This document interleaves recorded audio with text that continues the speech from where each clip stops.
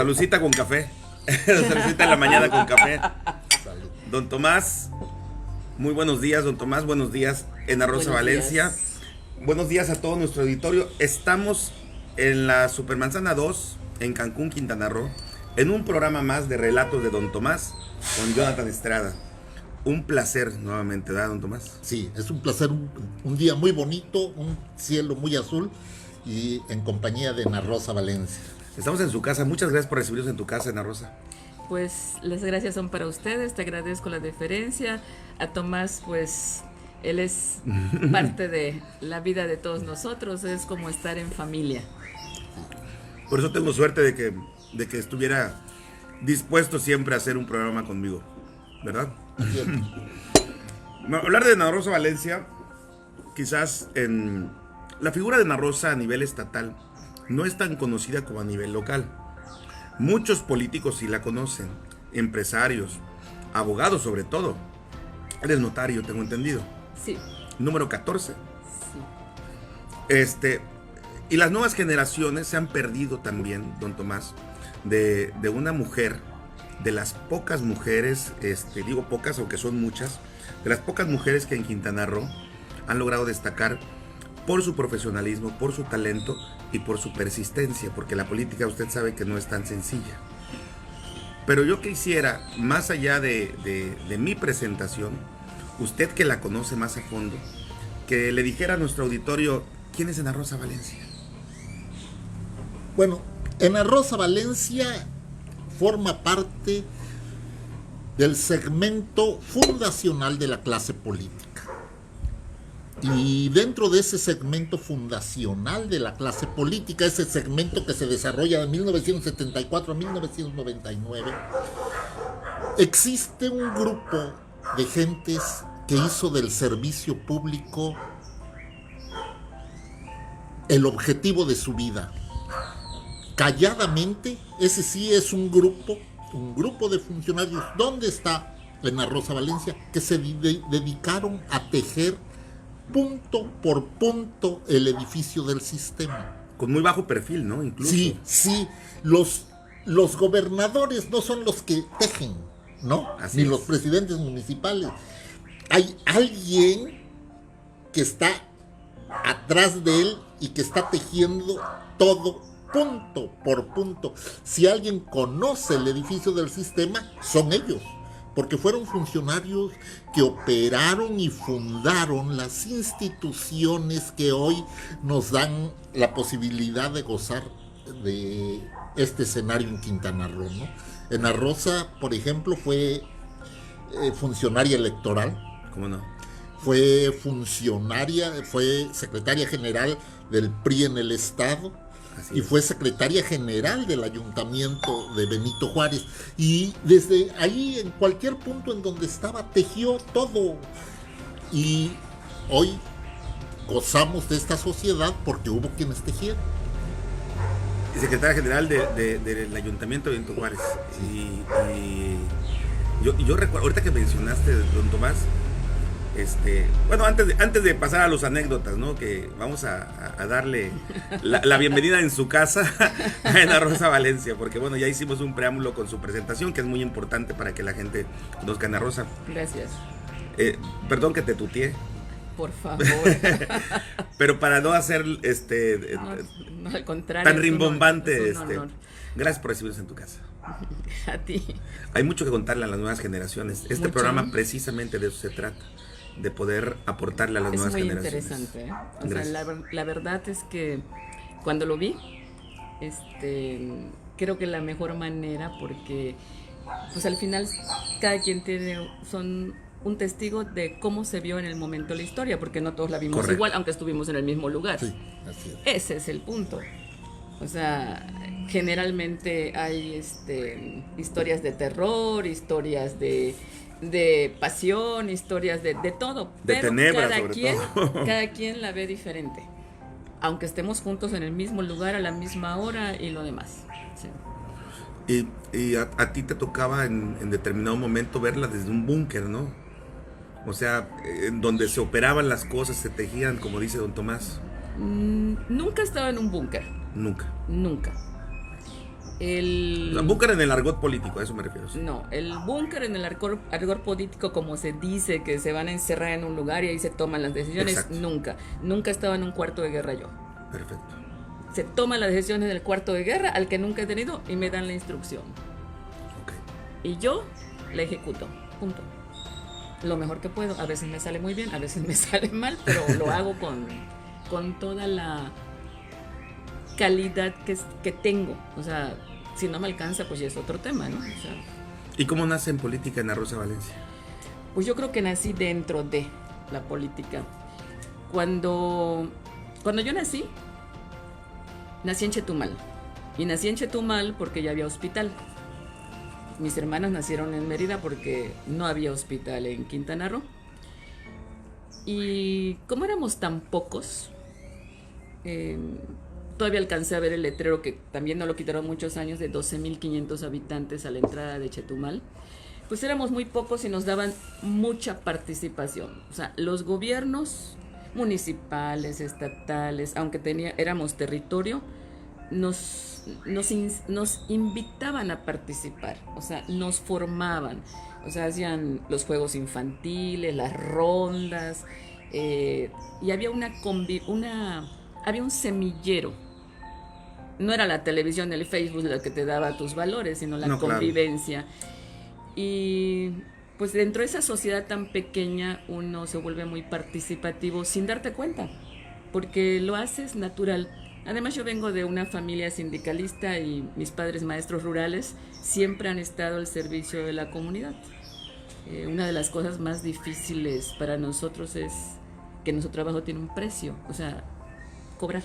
Claro, por supuesto. Porque estamos acostumbrados a ayudar sin retribución. Así nos educaron. A la mujer es muy... a la mujer es así como muy cursi o a lo antiguo, pero así somos. O sea, por más que queremos. Es todavía parte de una esencia en las nuevas generaciones, solamente que de una forma distinta, ¿no? Sí. Ya no es como antes, obviamente. Yo tuve el gusto de conocerte, si no me equivoco, en 1999, sí, en la oficina del contador Carlos Cardín Pérez. Ahí nos presentaron. Él me presentó contigo. Yo llegué, estaba sentado hablando con él. Te presentó. Cuando te fuiste vinieron los elogios. O sea, no te lo dijo, nunca te lo va a decir directo, Carlos. Brillante. Dijo, hay que impulsarlo. Y le dije, Carlos, pero estaban hablando de periodismo, o me pareció que en ese momento tenías sí, la política o el periodismo. Estabas hablando con él del futuro, pero no me metí mucho porque pues yo llegué de improviso. Claro, no, sí, yo empecé en las líderes juveniles, como líder juvenil, y recuerdo perfectamente esa plática con don Carlos Cardín, porque pues yo no tenía muchas oportunidades. El gobierno de Magali Achach fue un gobierno que a mí como joven me hizo a un lado. El de Joaquín Hendrix también. Le daban oportunidades obviamente a jóvenes muy afines a ellos, ¿no? A mí no me tocó esa suerte en ese trienio y en ese sexenio. Entonces, pues buscaba yo coyunturas, como se debe de hacer en la política, ¿no? Buscas coyunturas para poder insertarte y sobre todo para subsistir, porque eran tiempos en que a las juventudes no les daban oportunidades, o eran muy, muy escuetas, ¿no? Las oportunidades. Entonces, o tenías que ser como ellos querían. O tenías que ser, bueno, hasta la fecha sucede eso, ¿no? Que tienes que someterte a lo que ellos te dicen. Entonces yo recuerdo que fui y toqué la puerta de don Carlos Cardín. Él ya me conocía, pues obviamente, pues de las líderes juveniles. Y le dije, oiga, pues sabe que pues no tengo trabajo, pero yo no quiero una chamba, yo quiero una oportunidad política. Y se me cierran las puertas. Entonces él me dice, déjame ver si con Magali. Le digo, y yo me acuerdo perfectamente que cuando Magali empezó, incluso el propio Miguel Ramón me ofreció ayudarme con Magali. Yo le dije no, porque me van a hacer pedazos los que están a su alrededor. Ya me había pasado como candidata a ella, ¿no?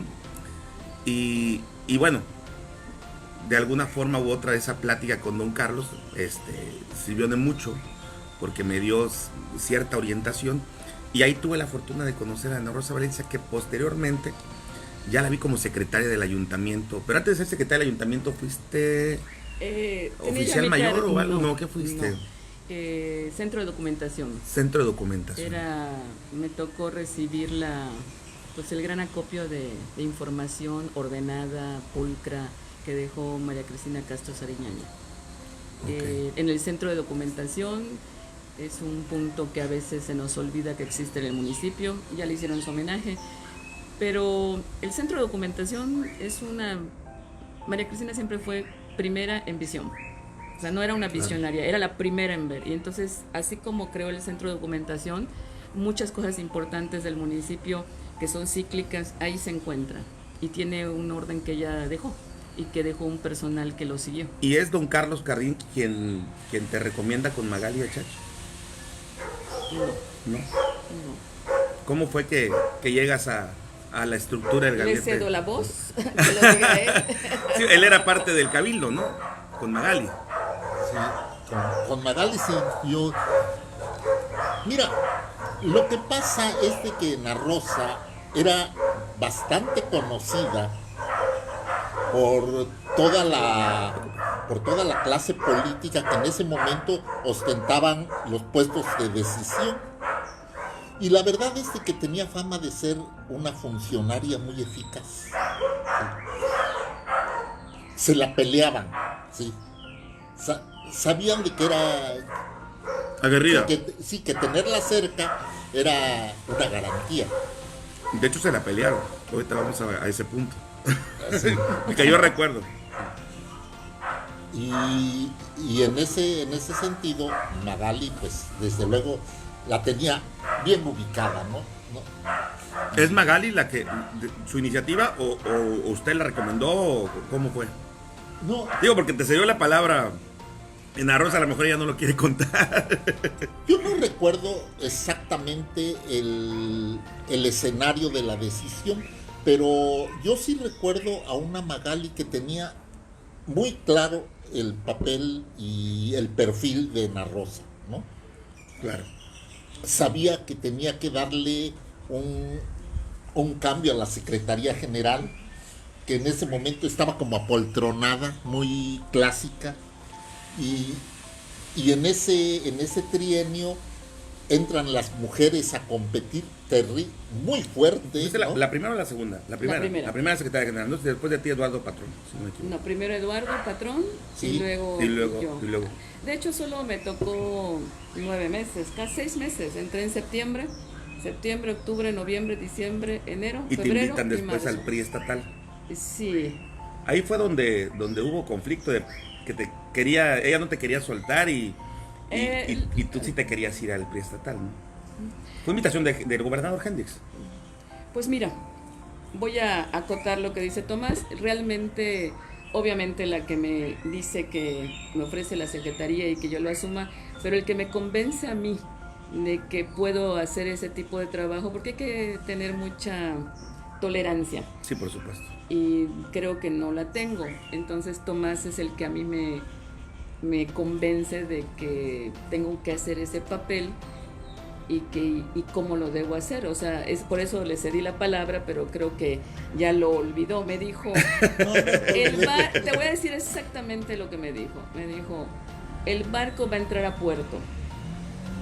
El trienio está terminando y te toca ser la capitana de puerto. Tienes que ver que el barco, que es la administración de Magali, arribe a buen puerto, bien. Para desembarcar a gusto. Y entonces en ese momento lo asumí, porque ya eso lo podía yo entender, pero Claro. políticamente pues yo no me sentía en ese papel. O sea, yo generalmente no aspiro a cargo de elección popular, o sea, trabajo sí. Entonces él me convenció de qué tenía yo que hacer y cómo, y fue cuando me cayó el 20 de que sí podía yo hacer un papel correcto en la secretaría. O sea, le dejé Claro. de ver la parte más de estabilidad que la parte política. Y en eso por eso le cedí la palabra. No por... Pero sí, obviamente... Y después vino la invitación para que te vayas al PRI estatal. El tema El tema del PRI estatal, yo creo que es coyuntural. Estaba terminando la reforma al Poder Judicial y realmente mi nombre lo barallaban para la Sala Constitucional, que a mí me causaba mi escozor, porque así decía yo, no es posible, yo siempre he pedido que los jueces y los magistrados sean de carrera judicial. Claro. Y claro, yo tengo una formación de control constitucional, pero no tengo la carrera judicial, y entonces estaba yo así en el ¿qué hago? O sea, en la gran decisión. Voy a tomar quesito, ¿eh? Y pues impugnaron la reforma judicial, y pues ya no tuve que decidir, bendito Dios, ya no tuve que tomar una decisión trascendental, y se quedó al aire todo. Y un día me habló el gobernador, Joaquín Hendrix Díaz, y me pidió que yo fuera a Chetumal, y me comentó textual: ¿querés poder trabajar con Moisés Pacheco? Sí, le dije. de Mollejas. He trabajado con todos, ¿no? Y me tocó Moisés Pacheco de presidente. Pero Magali no estaba de acuerdo que te fueras. Pues ella nunca me propuso ir a un cargo de partido. Ella nunca sí me decía, tienes que ir y tienes que ser más accesible con la gente. Y yo le decía: Magali, yo le resuelvo problemas a la gente, no les estoy abanicando, estás cómodo, ¿no? O sea, ¿qué problema tienes? Y lo resolvemos. Pero más de eso no te alcanza, porque es mucha la gente que tiene problemas. Entonces no puedes definir, no te alcanza para todo. Entonces yo creo que cada quien asume su rol, y en mi caso pues mi rol no era ir a las comidas y a las fiestas. Mi trabajo era resolver, y eso hacía. Pero fue muy poco el periodo, ¿no? De que estuviste. Pero en 9 meses actuó muy eficazmente. Estabilizó políticamente el municipio. Sobre todo el tema de cabildo, ¿no? Claro, de poder. Eran momentos en donde el sistema estaba cambiando, ¿sí? Ese es el momento en donde la clase política, que hemos dicho que venía heredera de la Revolución Mexicana y todo, pues estaba transformándose con otra nueva visión.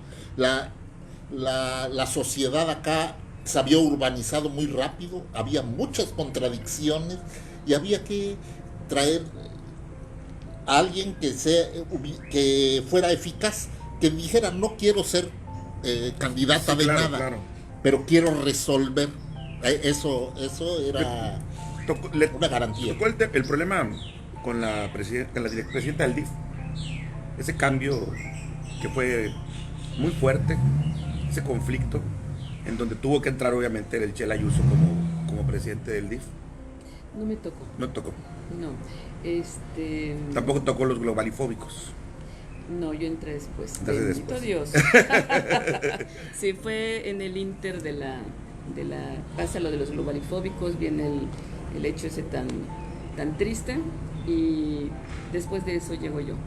No me tocó, no sé, la verdad es que nunca me he puesto a pensar qué hubiera yo hecho en ese momento. Sí, claro, porque fueron momentos difíciles. Y ya había habido 1 o 2 muertos en los separos de policía, y cuando yo entré de secretaria, eso me angustiaba mucho, en el sentido de estar pendiente. O sea, ¿cómo están? O sea, estaba yo muy, muy pendiente de los juzgados. Llegaba yo en la noche a veces a ver cómo estaban, porque no podíamos darnos el lujo de algo tan grave, ¿no? O sea, como claro, pasa en muchos lados, que, pues ya pasó, y no, o sea, es algo muy, muy difícil, ¿no? Sí, ¿te tocó algo complicado en tu corto periodo? ¿O no tocó nada complicado? No lo sé. ¿No recuerdas? En específico no, es que en la secretaría siempre es una batalla diaria. Sí, bueno, entonces, pero me refiero lejos de la batalla normal que se lidia con regidores. Pues mira, motines no tuvimos. Se habló de un intento de motín cuando estaba que en paz descanse nuestro amigo Castillejos. Ah, sí, sí, sí. El de los guerreros, el de los chapanecos, perdón. Sí, estaba en la cárcel municipal. Hubo el rumor de que iba a haber un motín, que porque querían sacarlo sus compañeros, pero no pasó a más. Que ese fue una que sí tienes que llegar y ver, y me tocó como secretaria del ayuntamiento, Te tocó, entre otras cosas, el incremento de los pasajes del transporte eso urbano, sí, ¿sí? Que, que por cierto, eso generó, hay algunas anécdotas, ¿no? muy fuertes. Este, porque sí, ya era un problema bastante serio. Esto había que resolverlo política y legalmente. Por Claro. eso era necesario tener a Ana Rosa como secretaria general, ¿sí? ¿Y cómo fue? ¿Cómo lo resolviste? El del aumento del transporte. Mira, yo creo que eh, al inicio de la administración, Tomás era parte del comité, yo no. Pactaron una serie de incrementos, establecieron en acuerdo y estaban establecidos las formas y los plazos. Pero generalmente los presidentes en turno, o sea, quien sea, nunca quieren tener la carga política de en tu administración o durante tu trienio subió el transporte. Y van dejando que se vaya tensando el punto siempre, o sea, todos, porque no he visto uno diferente, hasta que los concesionarios empiezan con recursos jurídicos a estirar, porque pues ya hay una cosa establecida, o sea, tú no puedes mejorar el transporte si ellos no tienen más inversión. Lo que sí te puedo decir es que yo sí iba a los comités de movilidad desde antes de estar en la secretaría, y sí conocía el tema de por qué no puede ser redituable o por qué no puedes tener un tema de transporte de calidad Eso te ayudó si la tarifa no es correcta. Y la verdad es que ese aumento debió pasar desde un año antes. Sí. Se dio en un marco de caos coyuntural, en donde nos rebasaron, pero no me rebasaron a mí, o sea, rebasaron su acuerdo político que estaba previamente establecido.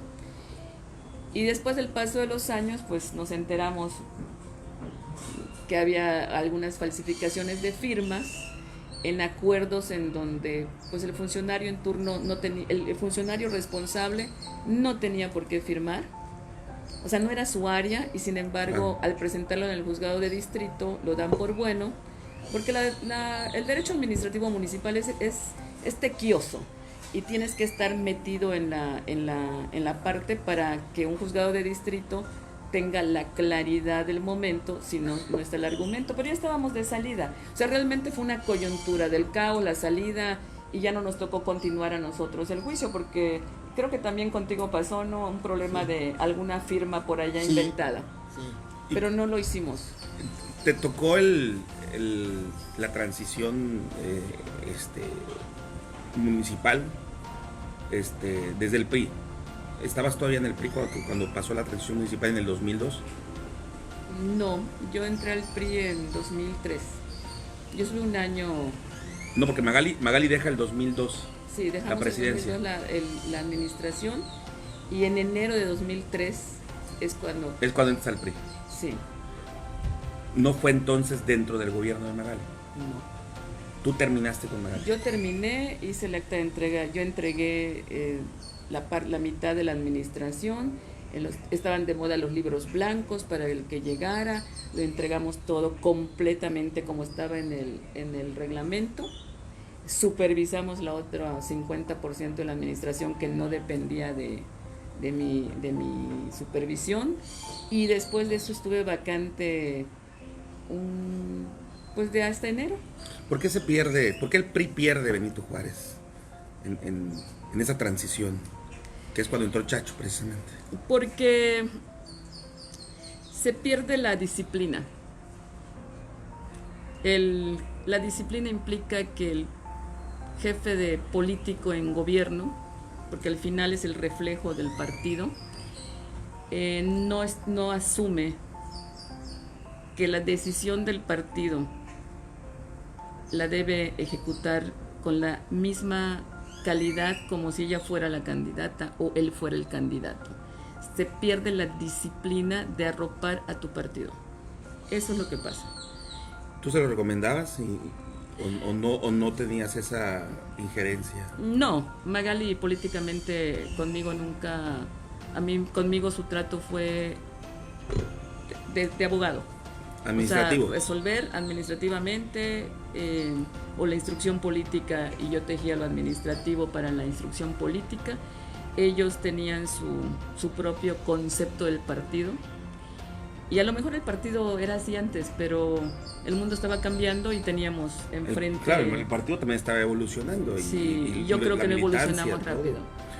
¿Y fuiste asesor también con Francisco Alor? No. ¿No? Nunca. Por ahí vi en alguno de tus currículum que parece que fuiste asesor del ayuntamiento. Pero no de Alor. ¿No fue Alor? No. ¿Con quién fue? Fui asesor de Lázaro Cárdenas, de Solidaridad. Ah, ok. En el gobierno de Lázaro Cárdenas Solidaridad, en el 2005, 2009. 2005, 2008, perdón. Sí. 2005, 2008. Lázaro Cárdenas. Es decir, tú seguiste trascendiendo y recopilaste toda tu experiencia para compartirla. Y esa etapa entre estar en primer plano y estar detrás aconsejando, ¿cómo es? ¿Cómo digo para que la gente lo entienda? A veces nosotros escuchamos, el asesor, pero hay asesores que tienen gran trascendencia y hay asesores que pues nada más son de papel. Siempre me ha tocado el segundo plano. Nunca he sido el presidente, siempre he sido el secretario general, el secretario técnico, siempre he estado detrás. Para mí, estar en segundo plano es correcto porque te quita la presión de tener una visión desde fuera del problema, que es lo que te permite opinar. Tengo una formación en políticas municipales, que un día que no tenía nada que hacer me fui a estudiarla, ¿no? Lo fui a hacer en la transición de Mario Villanueva a Joaquín Hendrix, me fui 6 meses. ¿Okay? Y lo hago generalmente en los cambios de gobierno, salgo un rato, veo el mundo y regreso. El asesor tiene que... O sea, es muy importante que el asesor entienda que cuando dices algo no es en tus pies, claro, no es en tu figura. Yo conozco muchos asesores que te dicen lo que ellos quisieran que pasara para que a ellos les fuera mejor. No, el asesor con camiseta, el asesor de formación, el que sabe su papel, te va a decir lo que a ti te conviene. Se pone realmente en tus zapatos, vaya. Sí. Eso es lo que tratas de decir. Eso es la primera parte. La segunda parte es los asesores, al menos yo hago un análisis muy rápido de escenarios futuros, múltiples, y te digo, a ver, ¿qué es lo que quieres hacer? No, pues es que quiero cruzar. Ok, puedes cruzar nadando, puedes cruzar volando, puedes cruzar así. No, es que tengo que cruzar nadando porque es el compromiso político que hice. Oye, pues son muchos kilómetros. Te vas a ahogar. Te vas a ahogar. Claro. Entonces tienes que poner... O sea, pues lleva flotadores, aunque sea. Sí, entonces, esa es la función de nosotros, ponerle los flotadores, ponerle la islita, ponerle el kayak y decirle, ¿estás consciente, político, de que lo que tú estás decidiendo puede pasar esto y esto? Sí. Ok, si pasa esto es lo que hay que hacer para hacer. Y si pasa esto, estas opciones tenemos. Y así, y entonces sobre la marcha vas. Por eso nunca he estado en un búnker. Claro, porque en el búnker te pierdes la objetividad, ¿no? Sí, entonces desde afuera es correcto. Una cualidad que siempre ha tenido Ana Rosa y que le admiramos es que tiene la capacidad de hacer que las cosas sucedan. Me voy a servir más cafecito, ¿eh? Sí. Y creo que desde la cafetera para todos. Sí, eso tiene un gran valor.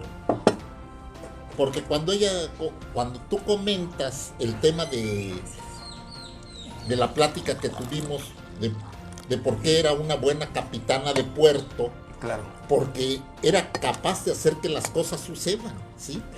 Claro que de eso se trata. Claro. Un político clásico, pues, desde luego que no No tiene lo puede esa hacer. visión. Para él es un sacrificio inútil hacer las cosas así. Para ella no. Esto así se teje y ¡pum! A ti a terreno. Dijo algo trascendental que yo veo muy común en la política. Y es parte de los errores de los gobernantes. Y de los políticos en general que están en primer plano. Cuando eligen a sus asesores, a sus consejeros, o incluso hasta tus cuates que te acompañan en la navegación, ¿no? Vamos a llamarlo así. Nunca observan quién realmente se pone en tus zapatos y quién realmente está buscando nada más sus intereses. Y de ahí radica la mayoría de los errores del político, ¿no? Sí, pero además el político debería tener la capacidad de darse cuenta cuando le están mal aconsejando. Pero pues ahora si quieres escuchar, si te quieres que te digan lo que tú quieres escuchar, pues entonces hay 100. Claro. Hay 100 asesores que te lo pueden decir. Y todos regularmente buscan su interés personal. Y yo creo que esta plática da esta lección.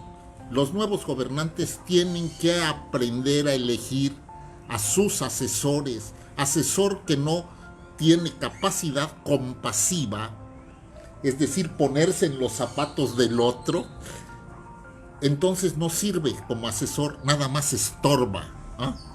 Y cuando tienes muchos estorbos, está segura tu derrota, ¿no?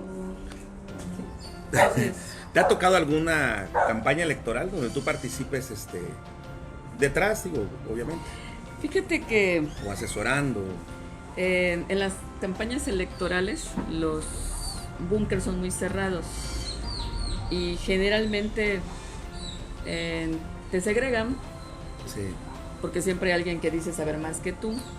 Yo la verdad no sé de campaña, no sé de calle, solo puedo evaluar una estructura, sí la puedo hacer, esa parte, porque tiene que ver con abogados casi, pero la parte de la campaña y cómo le llegas a la gente y todo eso, estás hablando ahora sí que no chino, mandarín y lo que sigue. ¿Por qué? Porque a la gente en la calle nunca sabes, son visiones diferentes. Claro. Nunca vas a poder estar en los zapatos de alguien que tiene que transportarse, que tiene que pasar por la Tulum, que tiene que chutarse 10 camiones en fila y que si no llega a tiempo le van a hablar. Yo esa parte, aunque yo quiera y aunque me preocupe, no la voy a poder procesar. Entonces, Pero sí participarías. No, Sí, es muy difícil. A esas alturas, digo. No, pero ni cuando estuve en el partido participé en la campaña de calle. O sea, la campaña de... No, bueno, pero hay cosas que a veces uno no hace antes, pero las hace ahora. Por ejemplo, don Tomás está ahorita de periodista prácticamente. No, te voy a decir que a Tomás siempre le hemos pedido, yo le decía, haz diálogos, así como en la tele, porque hablando con Tomás van saliendo las ideas. Sí. Aunque se cohibe de así pronto como, un poco. Es como la mayéutica, ¿no? Cuando te decían en filosofía, el filósofo que camina y va, eso es Tomás. O sea, llegas a un parto de ideas con él siempre. Eso es lo súper valioso. Yo sí ahora le voy a echar las flores a Tomás. Yo conocí a Tomás una noche o sea, conocía su nombre, pero obviamente nunca había tenido contacto con él. Entonces, una noche en el Consejo Electoral a las 11 de la noche se venció un término y la verdad es que había muchas quejas, pero había poco, o sea, se quejaban de que él les imponía los consejeros ciudadanos, pero no tenía a la gente, ellos no tenían a quién poner. Entonces así como que enredaban el tema para sacar provecho. Y entonces llegó un señor con su bata de doctor y habló conmigo. Cuando le dije, no, si usted dice que esto se puede arreglar, arréglelo mañana. Ah, pero el tema ¿cuál era? ¿Que tenían que arreglar? No era un arreglo. Había un término para sesionar y determinar la elección de los consejos ciudadanos municipales. ¿En qué año fue eso? 95. Sí. Ah, ok. Y eran las 11 de la noche y no llenaban la cuota, porque esa propuesta de los partidos, obviamente... Fue la elección en donde ganó Rafael Lara y Lara. Sí. Sí, Sí, intermedia. 95, 96. Sí. Y entonces me dijo, espere mañana. Esto se va a arreglar políticamente. Entonces yo le dije, ¿se puede negociar políticamente? Arréglelo mañana. Yo hoy tengo que sesionar. Y entonces al rato me volteé y seguí caminando y alguien me dijo, ¿por qué le hablaste así al doctor Tomás Contreras? Y eso creo que nunca te lo he dicho lo que dije. Nunca, no, lo voy a decir. Le dije, ¿quién es el doctor Tomás Contreras? El señor con el que estabas hablando. El que tiene ojos de tiburón, dije. Sí, sí. Porque cuando me dijo, no sesiones, espera mañana, digo, él puede negociar políticamente lo que quiera fuera de la mesa, pero si mi obligación es Claro. sesionar, la que le iban a cortar el cuello era a mí. Pues claro. Y entonces yo le dije, el señor que tiene ojos, yo lo que me acuerdo mucho es que cuando me estaba convenciendo, o sea, yo vi sus ojos, eran fríos, como los del tiburón. Entonces dije, no. Y ya ese día lo conocí. Y después, gracias a Luis Orlando, mi amistad con él creció. Y luego salieron las coyunturas de Carrillo Puerto, Sebastián Estrella. O sea, tenemos algunas cosas allá de manera de ver las cosas, ¿no? Claro. Que fue Luis Orlando el que nos Sí, acercó. sí, así es. Fue Luis Orlando y creció una amistad muy sólida y además nos permitió, a mí en lo personal me permitió ver las cosas de otra manera, porque platicar con Ana Rosa, toda su visión administrativa y legal, la verdad es que aporta mucho. Sí, sin duda. Bueno, una pregunta a lo mejor que no que no es muy cómoda, pero yo creo que sí se puede contestar, ¿no? ¿Cuál ha sido, al juicio de Ana Rosa, el mejor gobierno que ha tenido Quintana Roo? El mejor gobierno. El mejor periodo, si no quieres dar nombres, no des nombres, ¿no? Pero el mejor periodo de gobierno, o el mejor año de gobierno, no sé, como le quieras poner. En tu juicio, obviamente, ¿no? Mira, voy a tener que decir las cosas como... Voy a contar una anécdota antes de contestar.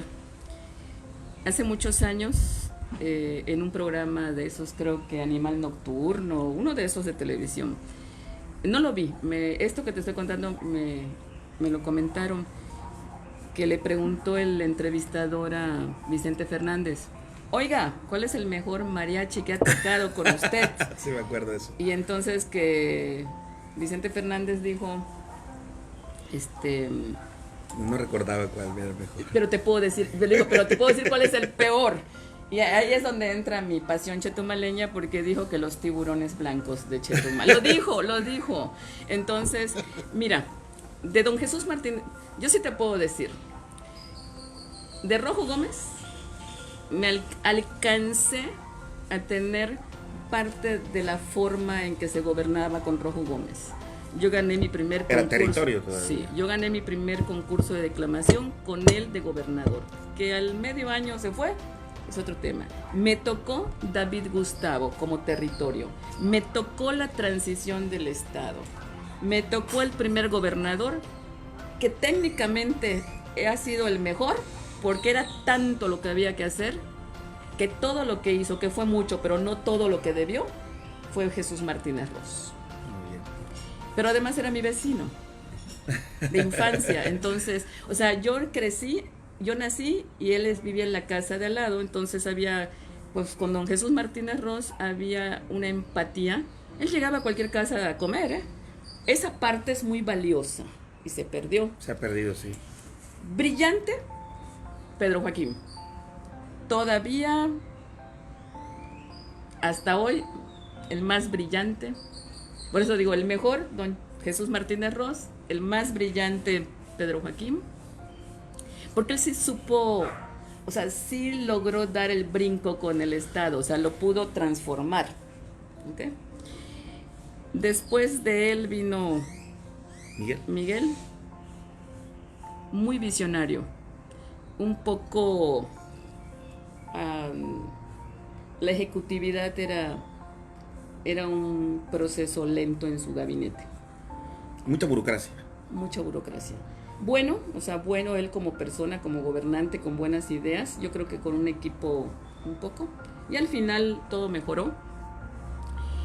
Mario.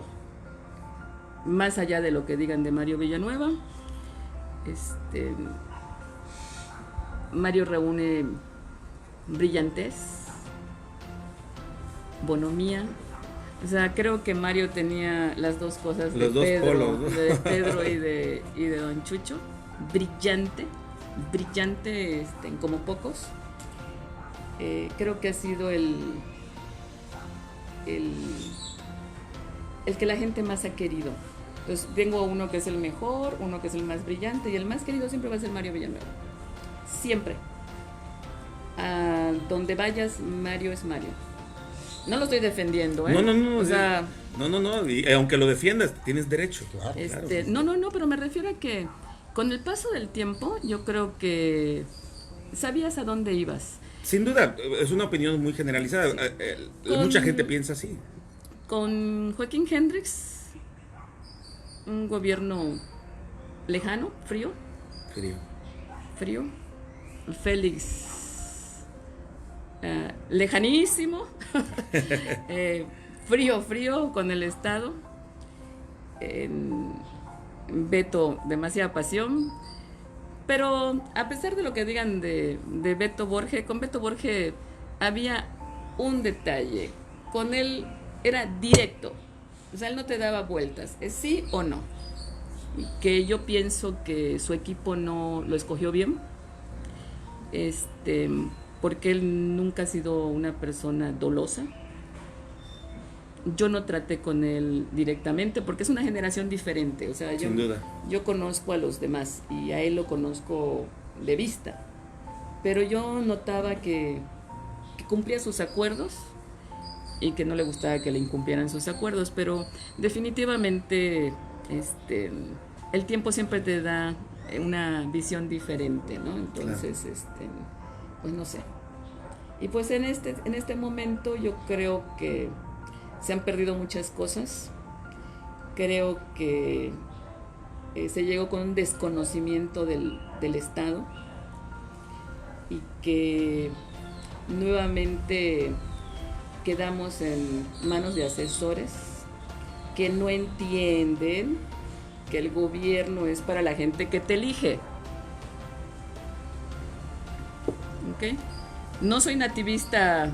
No, tus comentarios no son nativistas, tus comentarios son objetivos y políticos. Entonces, así son las cosas todavía. Y además, te lo digo con toda honestidad, no porque esté en tu casa, ni porque seas nuestra invitada, creo que de las personas con las que yo he platicado, eres de las pocas que realmente tiene una radiografía de cada gobernador que ha tenido Quintana Roo, tan coincidente, puntual a lo que yo pienso, ¿no? De verdad, no, tenía mucho que no platicábamos, creo que. No, años. Muchos años. Y siempre he observado a una Ana Rosa Valencia muy ecuánime e inteligente. No por nada, obviamente, llegó a donde llegó y está donde está, porque ella no está desaparecida, simplemente es conservadora, ¿no? Pero no de las que menciona Andrés Manuel. Pero fíjate que en la parte de formación que uno tiene, cuando te forman políticamente dentro de un partido, nos formaban, en el PRI nos formaban, nos daban historia de México, nos hacían leer a Silva Herzog. Cuando existía el ICADEP. Todo. Todo. Y había mucha formación y capacitación política para entendernos. De hecho, una de las cosas que más recuerdo fue cuando se inauguraron las villas del CREA. ¿Cómo no? En donde había la convivencia de esas generaciones dentro de lo que es la villa y los viajes y todo, daban muy buen resultado. Pero en el partido nunca me formaron para ser tolerante. La congruencia como tal no la entendí, eso me lo enseñó Tomás. ¿Sí? A Tomás hay una frase, ahora te toca, hay una frase que siempre dice: en política no hay traiciones, hay acuerdos y cambio de intereses. Y entonces empecé a entender muchas cosas y me permitió no tener una cerrazón, porque cuando te educan y te forman de una manera políticamente de de no tener tolerancia a lo que no es como uno, porque así te forman. Claro. Pues eso me ayudó mucho a mí, porque le he aprendido la visión amplia de, bueno, o sea, algo bueno va a salir de lo que sea, hay que sacarlo mejor. Eso se lo aprendí a Tomás. O sea, tú no eras de esas que, o no eres de esas clásicas, enseñanzas que te decían que en política tienes que comer y hacer, y sin hacer gestos. Por eso estoy en la parte administrativa. Porque es una de las frases que coloquiales. Bueno, al que le interese tener un cargo de elección, pues sabe lo que tiene que hacer. Claro. Yo jamás. Entonces. Claro. Claro, ese es.